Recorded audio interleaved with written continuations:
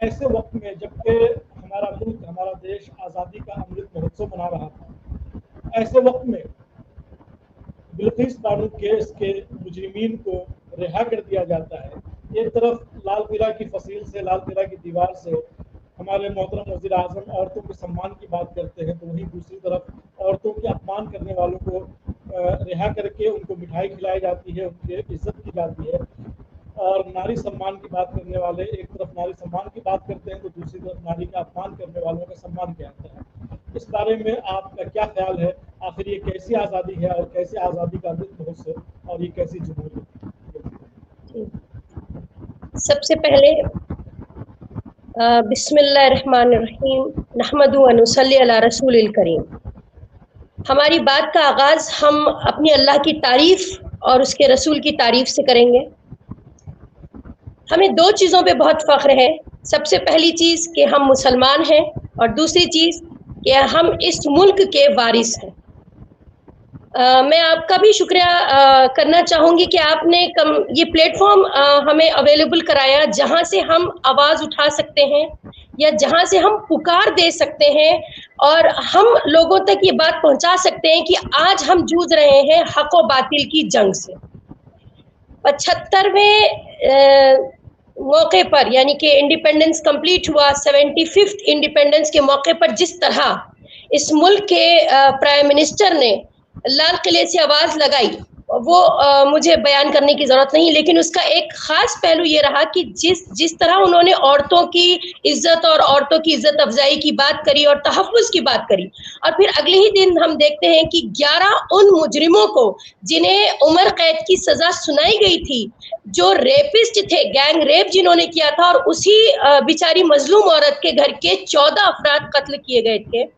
इतने ज़्यादा बार्बरिक, इतने ज़्यादा तशद्दुद के बाद उनको छोड़ा जाना, और इस तरीके से छोड़ा जाना कि उनकी गारलैंडिंग होती है और उनको मिठाई खिलाई जाती है और उनको फूल पहनाया जाता है, ये इस मुल्क के लिए बहुत शर्मिंदगी की बात है।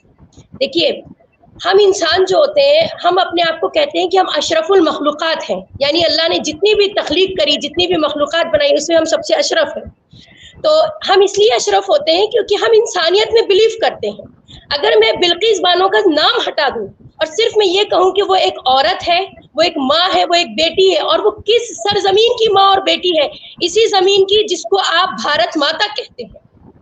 आप ये देखिए कि इस तशद्दुद के बाद वो बहुत लंबी एक लड़ाई लड़ती है। लड़ाई लड़ने के बाद उसको बहुत स्ट्रगल करना पड़ा इन मुजरिमों को सजा दिलाने के लिए, लेकिन सजा दिलाने के बाद जब हमें ये एहसास होता है कि चलिए हमें शायद कुछ इंसाफ मिला, तो उसके बाद हमारे सामने इतनी घिनौनी हरकत होती है कि आज उनको छोड़ दिया जाता है। अब मैं आपको एक बात बताऊं,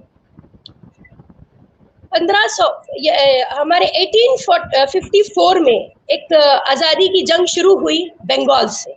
सबसे पहले जो आज़ादी की जंग शुरू हुई है, हम ये कहते हैं कि हमने 100 साल लड़ा, हम 200 साल लड़े, नहीं, हमने 1854 से हमने ये जंग शुरू करी थी, और सिराजुद्दौला जो थे वो इसके पहले फ्रीडम फाइटर थे जहाँ से ये जंग शुरू हुई।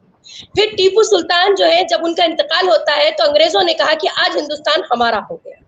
ये जंग लड़ना और इसमें कुर्बानियां देना, और इसलिए मैंने आपसे कहा कि हम इस देश के वारिस हैं, क्योंकि आज हिंदुस्तान में इंडिया गेट पर जितने नाम लिखे हुए हैं, उसमें 65,000 नाम उन लोगों के हैं जिन्होंने अपने सर कटा दिए, और हमारे वो 70,000 ऐसे आलिम जो पेड़ों पे लटकाए गए और फांसियां दे दी गई, उन्होंने ये ख्वाब देखा था कि आने वाला हिंदुस्तान जो है उसमें औरतों की हिफाजत होगी, उसमें बच्चों का एक अच्छा मुस्तकबिल होगा, जहाँ पे हम गुलामी से आज़ाद होंगे, ये मुल्क, ये ज़मीन आज़ाद होगी, आसमान आज़ाद होगा। लेकिन आज हम देख रहे हैं कि 75 साल के बाद हमको उसमें से कुछ नहीं मिल रहा। हम फिर दोबारा वैसी की वैसी जुल्म का शिकार हो रहे हैं, तशद्दुद का शिकार हो रहे हैं। तो मैं आपको बताऊं कि एक कहानी ये थी, दूसरी कहानी वो भी थी कि जब एक शख्स खत लिखता है अंग्रेजों को कि हम माफी चाहते हैं, हम आपके साथ हैं, हम हमेशा आपके साथ वफादार रहेंगे, और जो भगत सिंह के साथ भूख हड़ताल करने से इनकार कर दे। यानी ये कहानी है देश के रखवालों की और देश के गद्दारों की। तो क्या हुआ कि कुछ सालों तक आज़ादी के बाद देश के रखवाले वाकई में देश की रखवाली करते रहे, और उसके बाद धीरे धीरे हम सो गए ये सोचकर कि रखवाले मौजूद हैं, اب ہم محفوظ ہیں، لیکن ہمیں نہیں پتا تھا کہ دھیرے دھیرے ہماری جو بے فکری تھی اس نے ہمیں آج لا کے کہاں کھڑا کر دیا کہ 11 وہ مجرم جو ہے وہ پھول پہنائے جاتے ہیں اور ان کو مٹھائیاں کھلائی جاتی ہیں۔ اب یہ سوچنے کا وقت آ گیا پھر سے کہ کیا ہمیں دوبارہ ایک جنگ آزادی لڑنی ہے؟